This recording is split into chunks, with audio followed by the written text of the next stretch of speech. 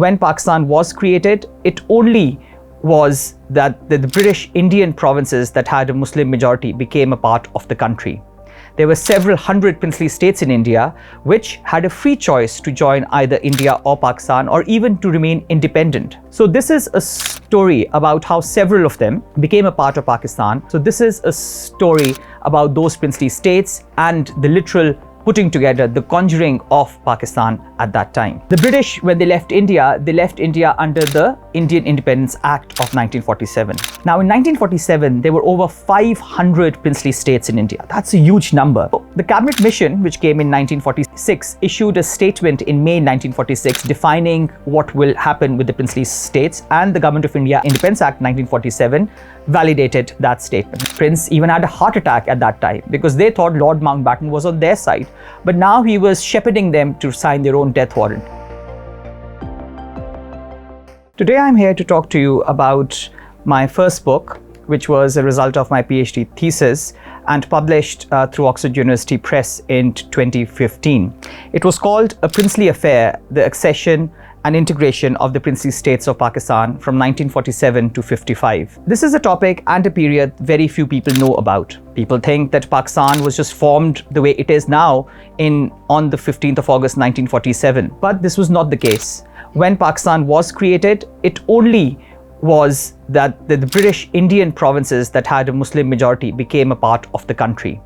There were several hundred princely states in India which had a free choice to join either India or Pakistan, or even to remain independent. So this is a story about how several of them became a part of Pakistan, what were the challenges that they faced in becoming part of Pakistan, what are the lingering concerns from that period that continue up till now in so many ways, and to be able to better understand the constitutional and in fact the physical integration of Pakistan. So this is a story about those princely states and the literal putting together, the conjuring of Pakistan at that time. So let's begin at the start. How many princely states were there in Pakistan, and what was their heritage? What was their history? So in my work, I work on only the princely states that either acceded to Pakistan and then also became a part of Pakistan.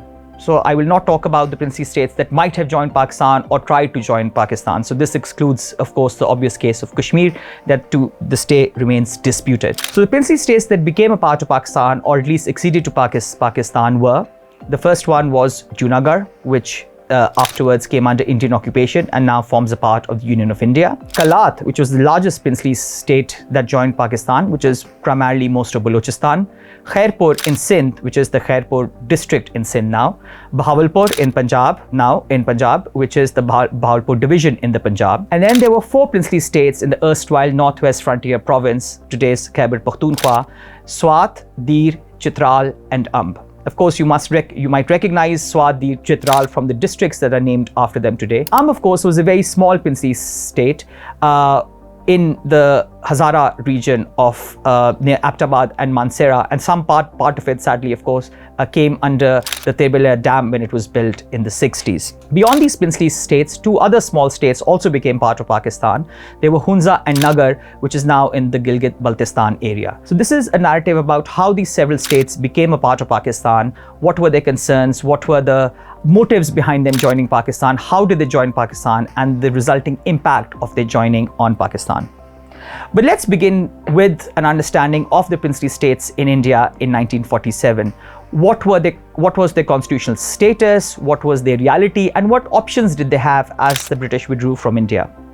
Now, as some of you know, that the British, when they left India under the Indian Independence Act of 1947. The Indian Independence Act only spoke about British Indian provinces, which means the directly British ruled territories in India. So the big provinces of Punjab, the NWFP, the United Provinces, Sindh, Bombay, Madras, Calcutta, and all these other provinces that were directly British ruled. The Indian Independence Act said that wherever Muslims are in a majority, in a contiguous majority, they will form part of Pakistan, and wherever they are of non-Muslim majority, they will form a part of India. So therefore, Pakistan was created on the 15th of August in two wings, East and West Pakistan. Present-day Bangladesh was East Pakistan and present-day Pakistan was Western Pakistan, because these were the areas in which Muslims were in a majority.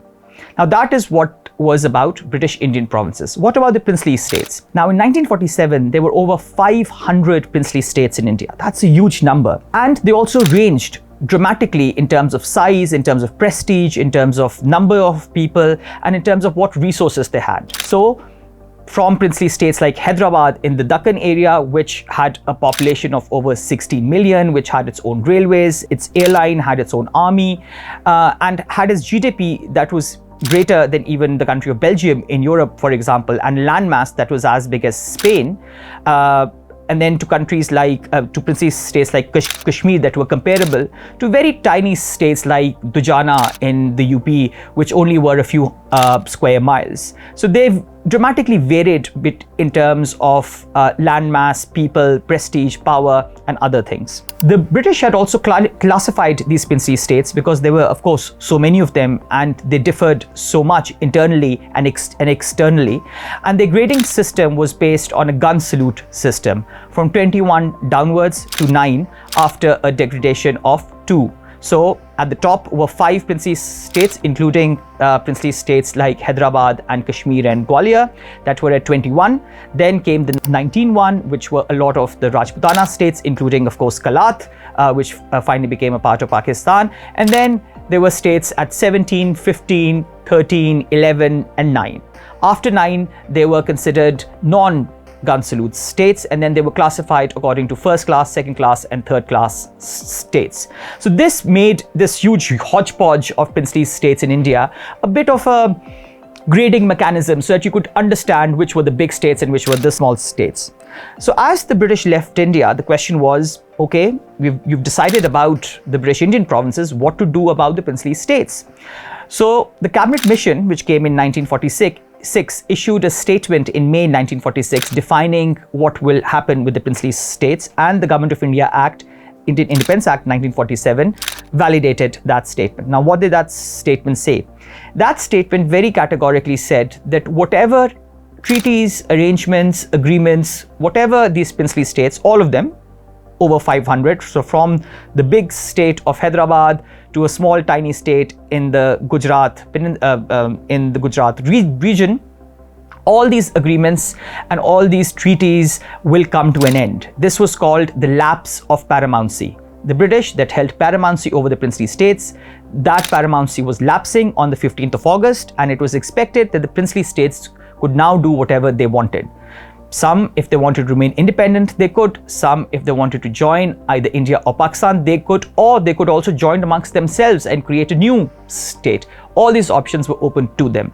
So therefore, from the 15th of August, they were legally open to do whatever they wanted to do. Now, this gave a huge leeway for princes to decide their future. Some, like Hyderabad and Kashmir, wanted to remain independent. Some had even declared the independence, like the small state of Travancore in the south of India, modern-day Kerala, because it was on the coast, it had access to the sea, it was fairly well developed as compared to its neighboring districts, and it really wanted to create its international presence. So they had declared independence and wanted to remain outside of any future settlement of the British Indian provinces. Then there were some that really had no option. So imagine you were a state like, say, Bhopal, that was Hindu majority but Muslim run, but it was right in the center of India. Could you remain independent? Very little chance. If you were a state like Jaipur or Jodhpur, what would you do? You had to join some country, because by yourself you would be very unsustainable state. So while some were hoping for independence, others were hoping that they will come under some kind of an agreement with the future governments of India and Pakistan. With the legal independence of the princely states coming on the 15th of August 1947, this idea shocked and irked the last Viceroy and Governor General of India, Lord Mountbatten, and his friends in the Congress Party, Jawaharlal Nehru, who was to be the new Prime Minister of India, and Sardar Vallabhbhai Patel, who ended up being the Home Minister and the Deputy Prime Minister of India. They didn't want India to become balkanized, to have a region where there were several states. What if 5 princely states wanted to remain independent, or even 10, or even 15, or 20 out of the over 500 princely states in India? That, in their opinion, created a very untenable kind of a situation where they would not be able to create any kind of a unitary or a coherent India that they were yearning to achieve. So Sardar Vallabhbhai Patel, together with his very clever secretary, Mr. V.P. Menon, came up with a solution. which they presented to Lord Mountbatten, and Lord Mountbatten with alacrity accepted it, and even in contravention of his duties as Viceroy and Governor General, agreed to help them with it. Now, what was that plan?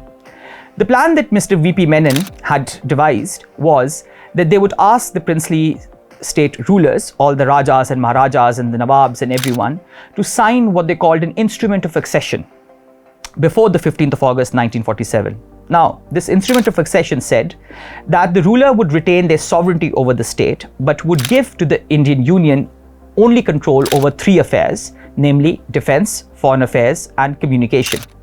This was a very interesting document because basically what it said was that these three things, defense, foreign affairs, and communication, these rulers had already given up to the British. So there was really nothing new that they were giving up. And in the retention of sovereignty in the document, they recognized that these princes had authority over their state. So they thought that this was a win-win kind of a situation, which would allow the rulers some kind of stability, some kind of hope that they will still remain in power while giving the control over these three subjects, which they had already given up to the British beforehand. Lord Mountbatten loved the idea, and in late July 1947 even called a meeting of the Chamber of Princes, the collection of where all the Indian princes came and deliberated upon all India issues, and impressed upon them that this is the best offer they will get, and that they should accept this. This, of course, shocked everyone. Even one prince even had a heart attack at that time because they thought Lord Mountbatten was on their side, but now he was shepherding them to sign their own death warrant. A lot of them knew that even if the Congress is making these promises at this moment, before the ink even dried on these agreements, they would renege on them. And once defense, foreign affairs, and communication, these three very important things are given up to the Union of India, there would be no coming back, even if notional and nominal sovereignty would be retained in the prince. But then what could they have done? Except for the very large ones, the small ones really had no choice because they're already intricately connected to British Indian provinces, and they did not have the might, know-how, the power, and of course the money to fight the mighty coming of the Indian Union. So a lot of them, hundreds of them, signed on the dotted line and gave away practically their sovereignty to the Indian Union. But a lot of them decided not to. They decided not to because they were too big, because they thought they could get away with this, they were on the borders, and they had other considerations in which they thought that they might be able to strike independence or make some sort of a different agreement with the successive governments.